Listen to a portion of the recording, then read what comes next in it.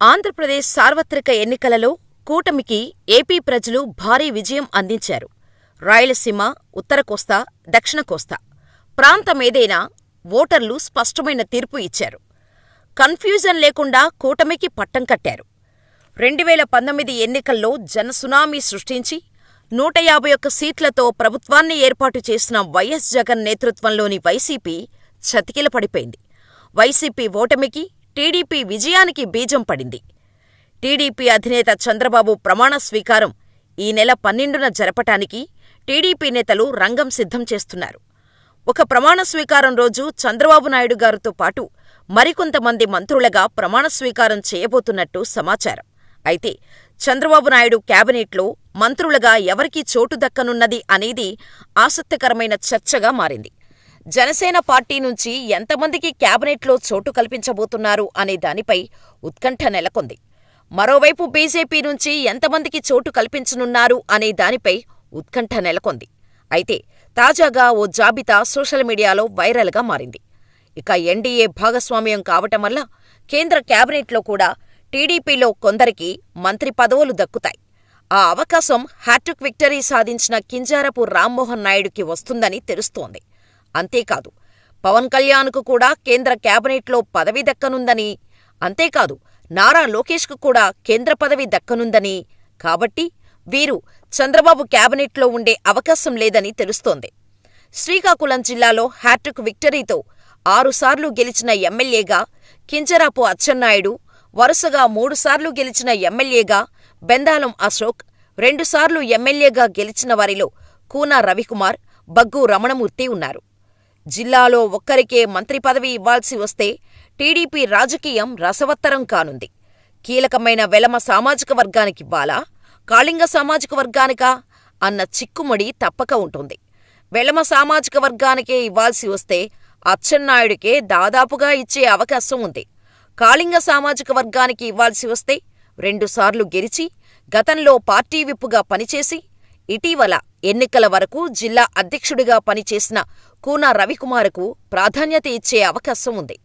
3 సార్లు గెలిచారని పరిగణలోకి తీసుకుంటే ఇచ్చాపురం ఎమ్మెల్యే బెందాలం అశోక్పై ఆలోచన చేసే అవకాశం ఉంది.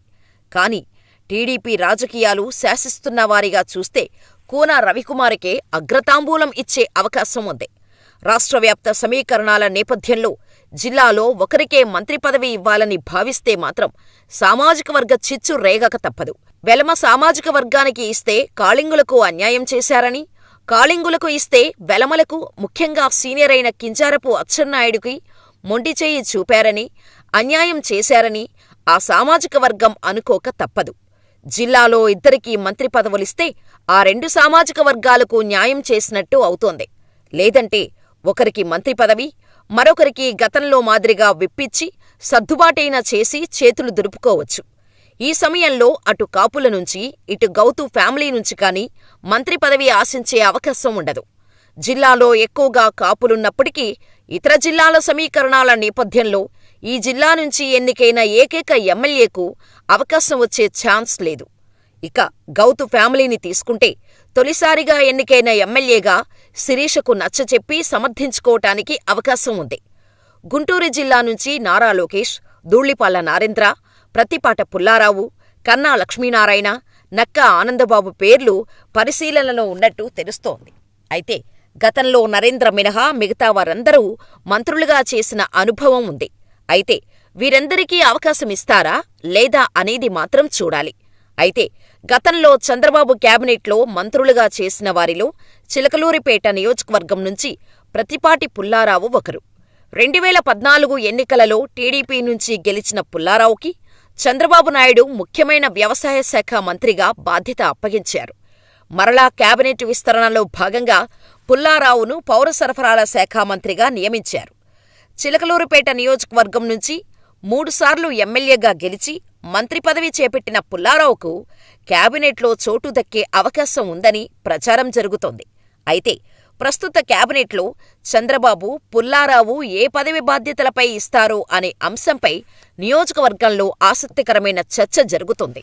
ప్రస్తుత ఎన్నికలలో టీడీపీ అభ్యర్థి పత్తిపాటి పుల్లారావు, వైసీపీ అభ్యర్థి కాబట్టి మనోహర్ నాయుడుపై 33,000 పైచిలుకు ఓట్లతో మెజారిటీ సాధించారు.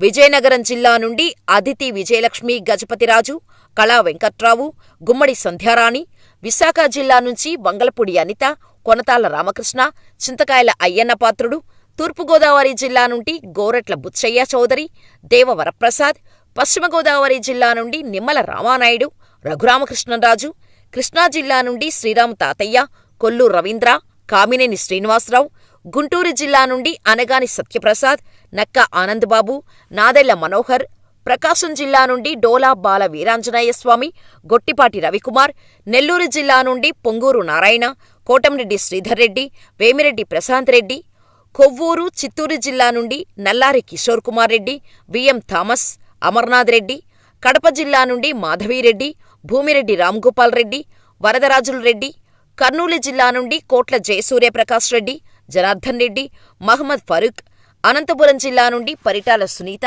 పయ్యావుల కేశవ్, సత్యకుమార్ పేర్లు కూడా పరిశీలనలో ఉన్నట్టు తెలుస్తోంది.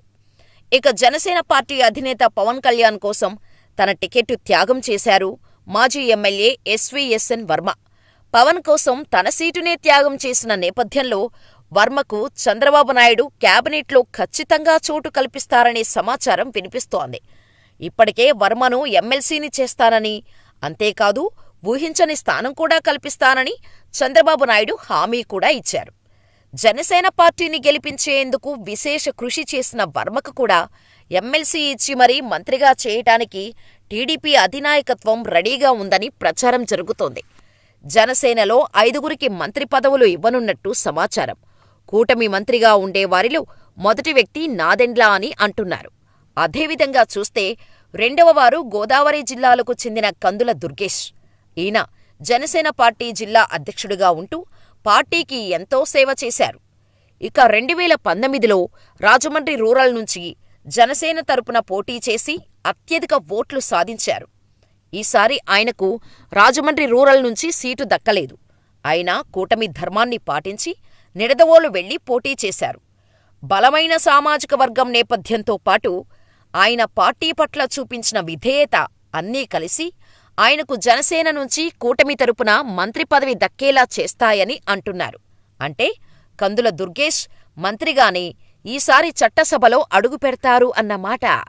ఇక మూడో బెర్త్ ఉత్తరాంధ్ర జిల్లాల నుంచి సీనియర్ మోస్ట్ లీడర్ మాజీ మంత్రి అయిన కొనతాల రామకృష్ణకు దక్కుతుంది అని అంటున్నారు.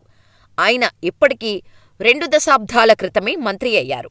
వైఎస్సార్ ప్రభుత్వంలో 5 ఏళ్ల పాటు పోటీ చేశారు. ఆయన సమర్థుడుగా, వివాదరహితుడిగా పేరు తెచ్చుకున్నారు. బలమైన బీసీ సామాజిక వర్గానికి చెందిన కొనతాలకు మంత్రియోగం ఖాయమని అంటున్నారు. అయితే మిగిలిన 2 పదవులు ఎవరికి ఇస్తారు అనే దానిపై క్లారిటీ రావాలి. అయితే పార్లమెంటు ఎంపీ సీటు త్యాగం చేసిన నాగబాబుకు కూటమి ప్రభుత్వం టీడీపీ బోర్డు చైర్మన్గా పదవి ఇవ్వనున్నట్టు తెలుస్తోంది. ఈ విషయమై పవన్ కళ్యాణ్ చంద్రబాబును డిమాండ్ చేస్తున్నట్టు పార్టీ వర్గాల్లో టాక్ వినిపిస్తోంది. జనసేనాని రాజ్యసభ స్థానాలు, నామినేటెడ్ పోస్టులపైన ఫోకస్ చేస్తున్నట్టు తెలుస్తోంది. విజయవాడ దుర్గమ్మ గుడి చైర్మన్ పోస్టుకు జనసేన నేత బాడితె శంకర్ను సుజన, చిన్ని సిఫార్సు చేయనున్నారు. 10 ఏళ్లుగా జనసేనను నమ్ముకున్న వారందరికీ న్యాయం చేసే దిశగా అడుగులు వేస్తున్నారు పవన్. స్థానిక సంస్థల్లోనూ పార్టీ శ్రేణులకు ప్రాధాన్యం కల్పించనున్నారు.